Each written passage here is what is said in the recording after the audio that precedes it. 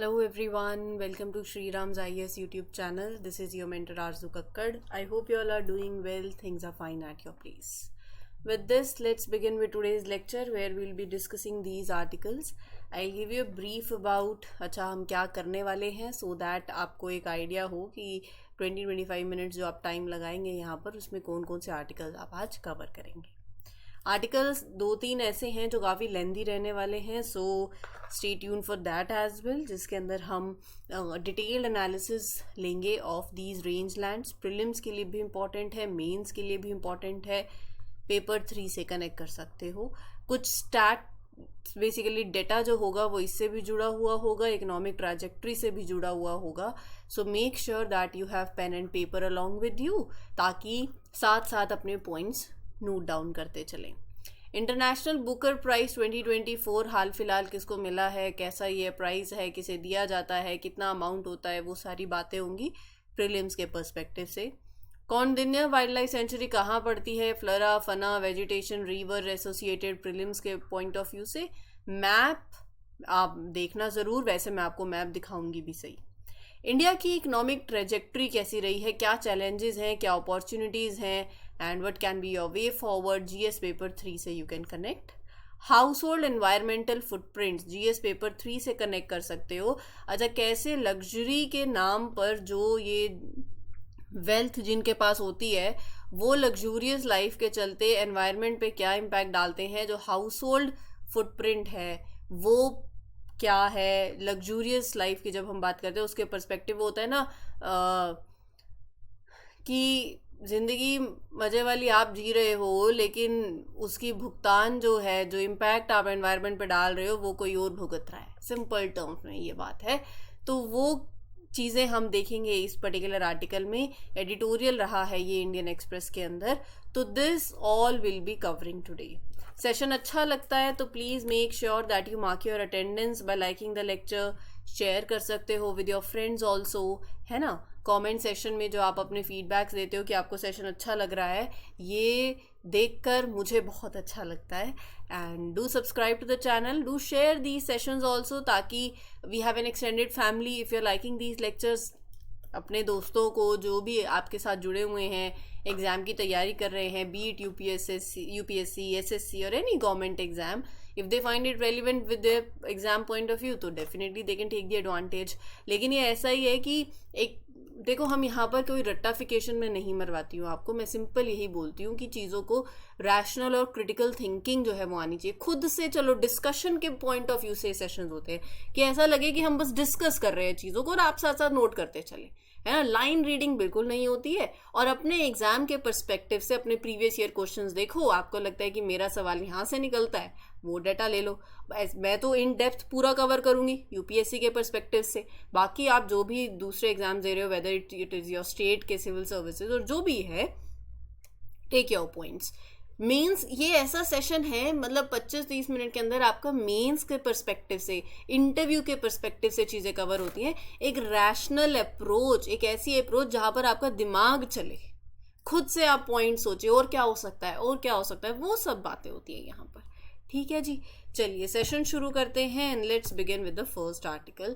पहले कुछ फैक्ट्स वाली बातें देख लेते हैं, जिसमें पहला जो है वो है इंटरनेशनल बुकर प्राइज को लेके. Recently Kairos by Jenny Erpenbeck translated by Michael Hofmann has won the international Booker prize 2024. तो किसे मिला, किस लिए मिला, ये आपको पता होना चाहिए. और हम बात करते हैं इस प्राइज के बारे में. ये जो अवार्ड है हर साल दिया जाता है. पहले शुरू में 2 साल में एक बार दिया जाता था, ये बहुत इंपॉर्टेंट है. पहले it was given every 2 years for the body of work, but now अब ये अवार्ड हर साल दिया जाता है for the finest single work of fiction around the world, जिसने अच्छा किया हो और जिसे ट्रांसलेट किया हुआ हो इनटू इंग्लिश. तो ये अवार्ड हर साल दिया जाता है to the best single work of fiction from around the world that has been translated into English. It started in 2005. 2005 में शुरू हुआ as Man Booker International Prize. ठीक है, पहले ये बाइनियल प्राइस था. for the body of work, and there was no stipulation that the work should be written in a language other than English. मतलब it was up to you only. इस price का मकसद ये है to encourage more reading of quality fiction from all over the world and has already had an impact on those statistics in the UK. तो basically वो यही बोल रहे हैं कि ये प्राइस लोगों को encourage करता है to read high quality fiction from various countries. और UK में इसने रीडिंग हैबिट्स को बहुत इन्फ्लुएंस किया है.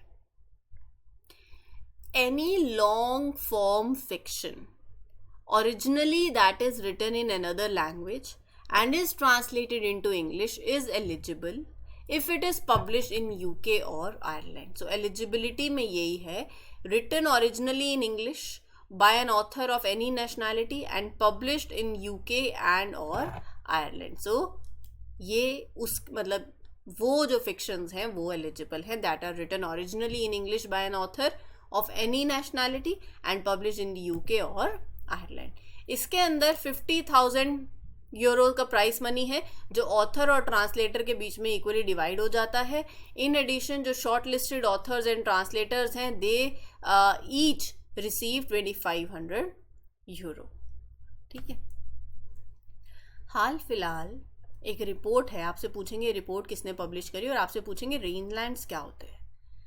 Global land outlook thematic report on rangelands and pastoralist. ये रिपोर्ट है by UNCCD, United Nations convention to combat desertification. इसने ये हाईलाइट किया है कि rangelands are facing a silent demise. Picture देख रहे हो, ये रेंजलैंड्स हैं. रेंजलैंड्स मतलब वो लगा लो ऐसे तरीके के lands that are mostly made up of natural grasslands. जैसे आपको ये तस्वीर दिख रही है, लाइफ स्टॉक्स दिख रहे हैं. So they are use by livestocks, wild animals. किस लिए? जैसे ग्रेजिंग के लिए. जो वेजिटेशन आपको इस ग्रीनलैंड्स के अंदर देखने को मिलेगी उसके अंदर जैसे tall grass, prairies, steppes, desert shrubland, woodland, savannas, tundra, ये वेजिटेशन है. तो रेनलैंड्स ओपन नेचुरल एरियाज हैं, बड़े बड़े लार्ज ओपन नेचुरल एरियाज हैं जो कवर कर रहे हैं about half of the earth's land surface and half of the land in western North America. अब क्या हो रहा है, ये जो आप तस्वीर देख रहे हो रेनलैंड्स की, ये डिटोरेट हो रहे हैं. ये जो पैस्चर्स जब मैं बोल रही हूँ, so these pastures are being turned into crop land. Population बढ़ रही है, खाना चाहिए है, सिटीज एक्सपैंड हो रही हैं, स्प्रेड हो रही हैं, फूड की डिमांड ज़्यादा है, फाइबर की डिमांड ज़्यादा है, फ्यूल की डिमांड ज़्यादा है. Right. So this increasing demand is leading to excessive grazing and over use of the land. कुछ लैंड्स अबंडेंट हो चुकी हैं और कहीं ओवर एक्सप्लॉयटेशन हो रही है. लेकिन ये जो रेंजलैंड्स है ना, ये सारी बातें लिखी हुई मिलेंगी आपको, पहले आप सुन लो. पिक्चर आपके सामने मैं बोल रही हूँ, इमेजिन कर पाओगे. अब ऐसी जो जगहें हैं ये हमारे लिए बहुत ज़रूरी हैं क्योंकि सबसे पहले तो ये वाइल्ड लाइफ के लिए हैबिटेट है, लाइफ स्टॉक के लिए ग्रेजिंग एरियाज़ हैं, ये पानी, minerals, food products, open spaces, natural beauty है, रिक्रिएशनल एरियाज़ हैं. They are vital for the economies of many country and they play a very important role in the various cultures as well. They host many world heritage sites. They have influenced the traditions and identities of pastoralists thousands of years. मतलब आप लगा लो small scale जो herders हैं, 2 billion people, farmers, herders, जो they are often poor and are marginalized, वो rely करते हैं on these healthy range lands. मैं इंडिया स्पेसिफिक जो ऑब्जर्वेशंस हैं वो भी आपके साथ शेयर करूंगी, लेकिन अब मैं उम्मीद करती हूँ रेंज लैंड्स आपको पता चल गया है. ये वो जगहें हैं, they are the category of earth's land cover that consist mostly, ये टर्म इंपॉर्टेंट है, ऑफ नेचुरल ग्रासलैंड्स. वो grasslands that are used by livestocks and wild animals. इसमें दे include tall grass, prairie, steppes, ये मैंने आपको बता ही दिया. They are wild open spaces. क्या रीजन है इनका डिग्रेडेशन का? The problem is driven largely by converting pastures to cropland, population growth, excessive grazing, fuel की demand, rapid rising food, fiber, ये सब चीज़ें हैं इसका कारण. Significance क्या है इनका? लाइफ स्टॉक के लिए इकोनॉमिक इंजन है, 2 बिलियन पीपल इस पर डिपेंड करते हैं लगभग, right. They have shaped the value systems, customs, identities of pastoralist for thousand of years. आगे नहीं बढ़ूंगी, पहले हम इंडिया स्पेसिफिक कुछ बातें करते हैं रेंज लैंड्स को लेके. और आप ये नोट कर सकते हो. इंडिया स्पेसिफिक देखो, इंडिया के अंदर जो पेस्टोरलिस्ट हैं वो एक आपकी इकोनॉमी में एक सिग्निफिकेंट रोल प्ले करते हैं. तो it is talking about economic contribution of pastoralist. Life stock rearing, milk production के अंदर आपका लाइफ स्टॉक सेक्टर जो है नेशनल जीडीपी के अंदर 4% कंट्रीब्यूट करता है and 26% to agricultural GDP. India के अंदर it has 20% of the world's life stock population. अब इतने पेस्टोरलिस्ट की हम बात कर रहे हैं तो millions of pastoralist they rely on the grassland, shrubs, plateaus for their livelihood. और उनको बेटर रिकॉग्निशन भी चाहिए फिर अपने राइट्स के लिए. मतलब अगर मैं पेस्टोरलिस्ट की बात कर रही हूँ ना, so there are over 20 million pastoralist in India.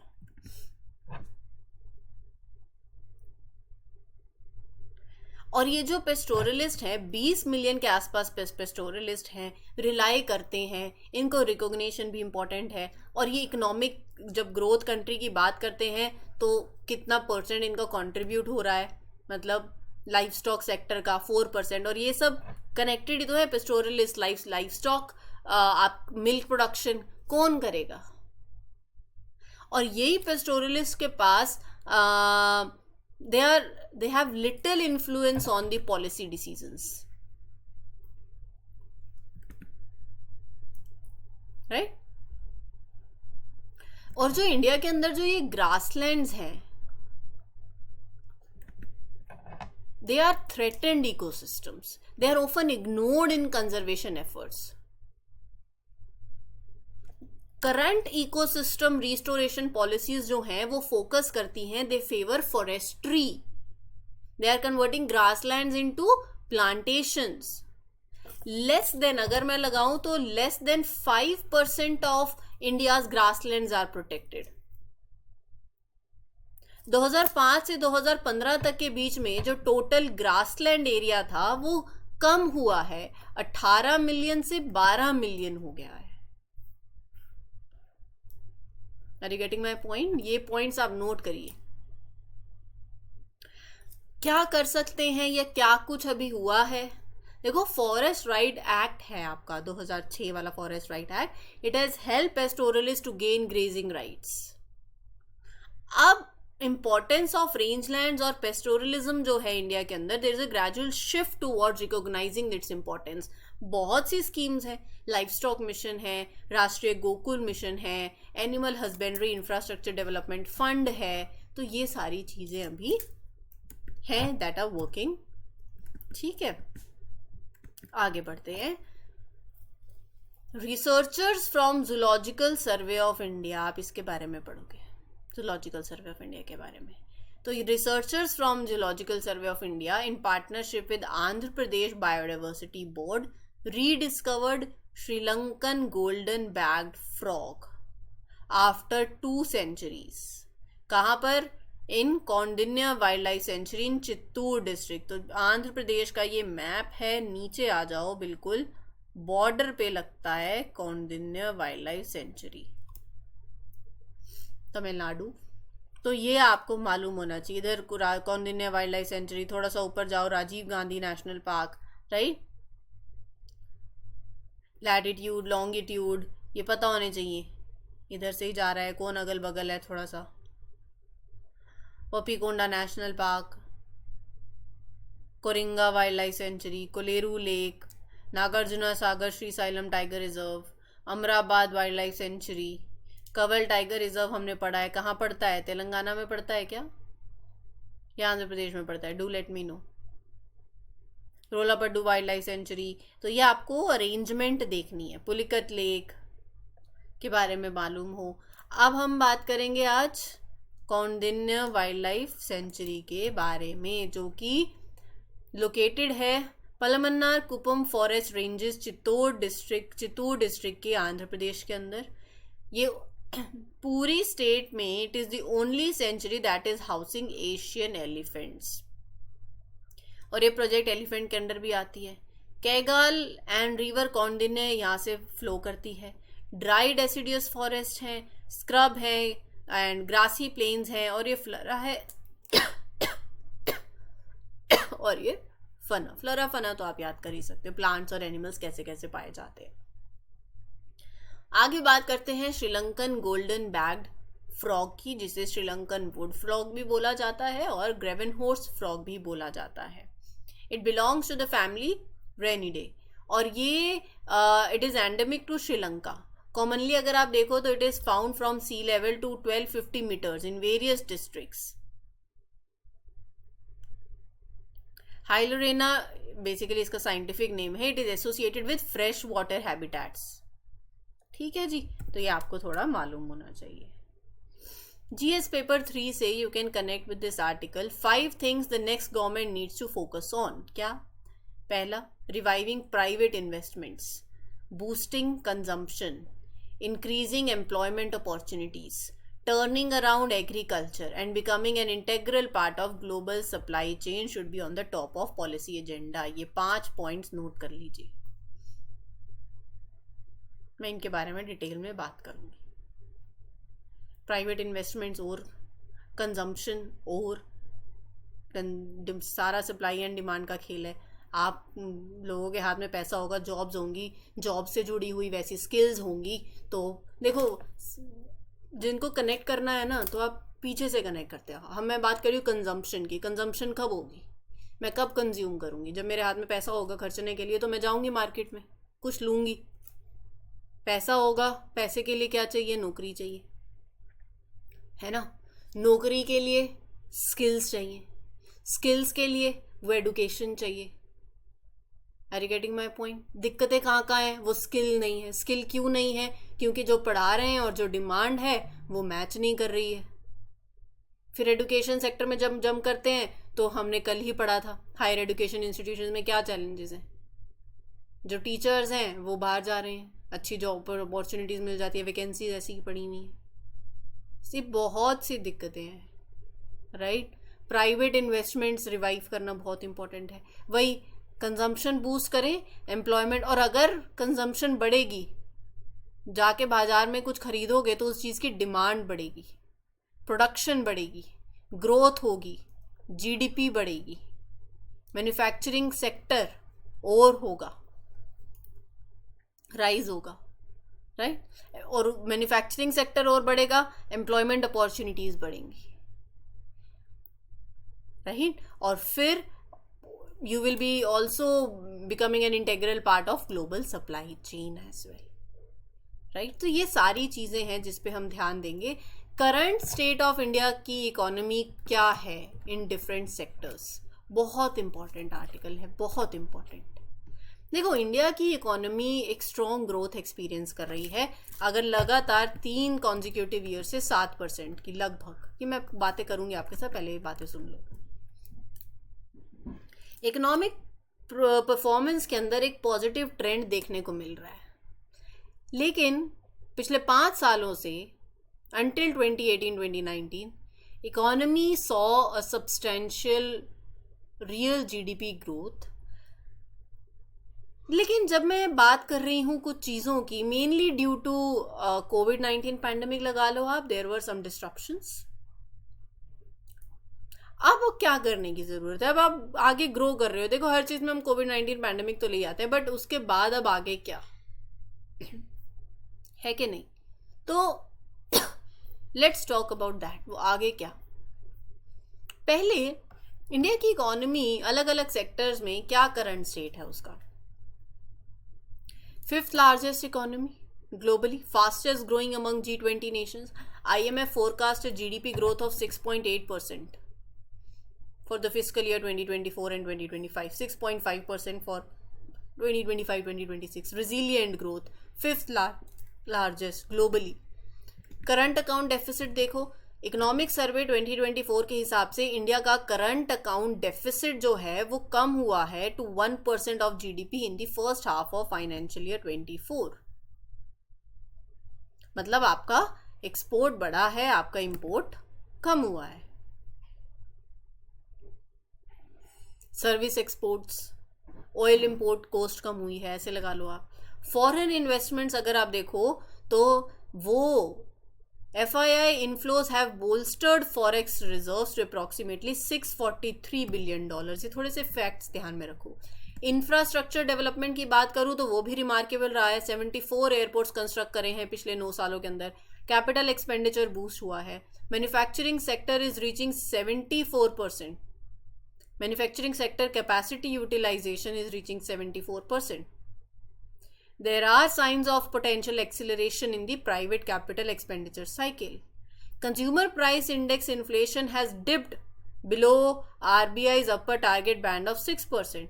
Core inflation जो है 4% से नीचे रही है अप्रैल 2024 के अंदर. तो कहने का मतलब ये है अर्बन अनएम्प्लॉयमेंट भी डिक्लाइन हुई है. रूरल डिमांड वो भी पॉजिटिव ट्रेंड शो कर रही है. मतलब सब कुछ अच्छा ही है क्या? दिक्कतें कहाँ हैं फिर? दिक्कत ये है, लिखते चलो. 2020 में पैंडेमिक ने बहुत हार्ड हिट किया इंडिया की इकोनॉमी को. 2021 में रिकवरी स्ट्रॉन्ग रही है, 9% की ग्रोथ रही. मे बी 2020 में ग्रोथ नहीं रही उस हिसाब से. उसके बाद it has stabilise to about 7%. ये एक बात है. दूसरी बात, पैंडेमिक के चलते फिर जॉब लॉसेस होने लगी. बहुत से बिजनेसेस बंद हुए, ऑपरेशंस रिड्यूस हो गए, राइट. तो अनएम्प्लॉयमेंट और अंडर एम्प्लॉयमेंट अभी भी ये इशू है जो परसिस्ट करता है. तीसरी बात, डिस्पाइट की ओवरऑल इकोनॉमिक ग्रोथ हो रही है, agriculture sector hasn't progressed much. Third point, average annual growth rate अगर मैं 6 सालों का देखूं so that is 4.6%, but it's still not enough to boost farmers income. Income की बात आई है तो इनकम इनइक्वालिटी अभी भी है. ठीक है. इंडिया के अंदर India faces a huge infrastructure gap. Private investment has been decreasing,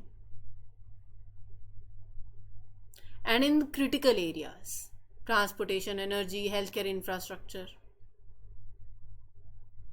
right? फिर ओवरऑल अगर थोड़ा सा बाहर चले तो जियोपॉलिटिकल टेंशन्स हैं, डिस्प्यूट्स होते रहते हैं. रशिया यूक्रेन वॉर हो गया तो इससे ग्लोबल ट्रेड पैटर्न डिस्ट्रक्ट हुआ है. इंडिया का जो टेक्सटाइल सेक्टर है, जो टेक्सटाइल एक्सपोर्ट्स हैं वो डिक्रीज हुए हैं. फुटवेयर सेक्टर के अंदर भी इंडिया के exports have gone down in these sectors. Pharmaceutical industry के अंदर India aims to play a major role, but अभी हमने मलेरिया की वैक्सीन की भी बात करी थी अफ्रीका को जो हम एक्सपोर्ट कर रहे हैं. चीजें हो रही हैं बट ये अभी चैलेंजेस हैं. इंडिया का pharmaceutical export have only increase by 9%, जबकि global market expanded by 12% in the past 4 years.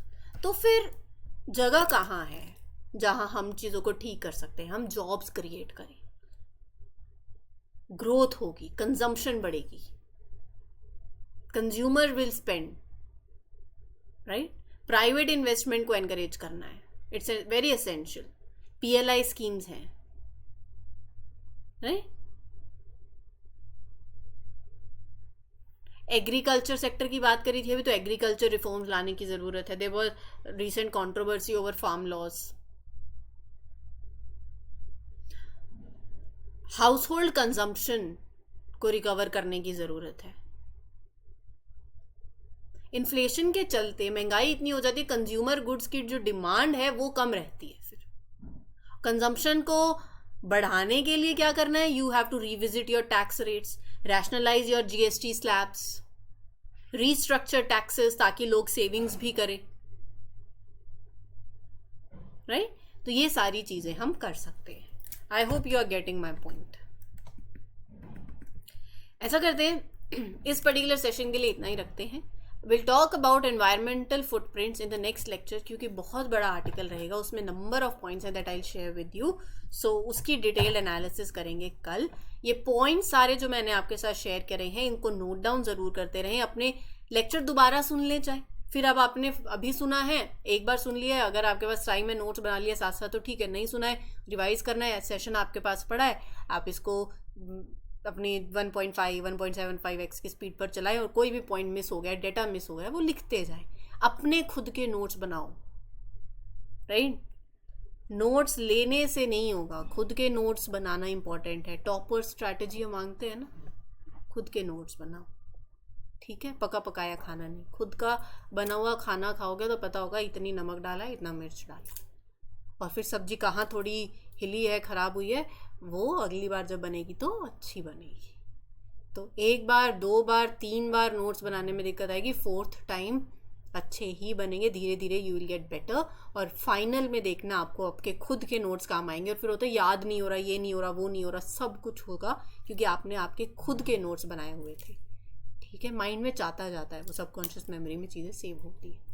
इस सेशन के लिए इतना ही। Will meet you in other lectures. Till then take care, good luck, good wishes, happy learning, all the best, thank you.